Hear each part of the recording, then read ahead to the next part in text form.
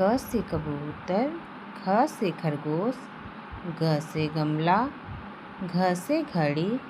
अंगा माने खाली, च से चरखा, छ से छाता, ज से जहाज, झ से झरना, इया मतलब खाली, ट से टमाटर, ठ से ठठेरा, ड से डमरू, ढ से ढक्कन, अणा माने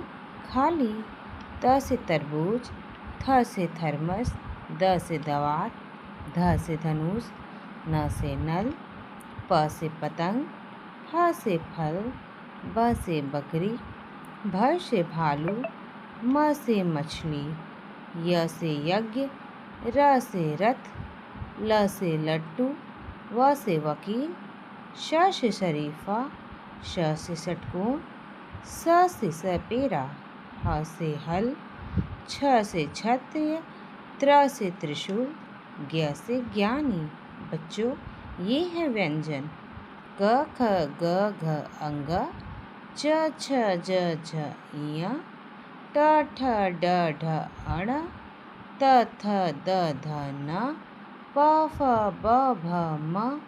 य र ल व। इसे कहते हैं तालव्य श,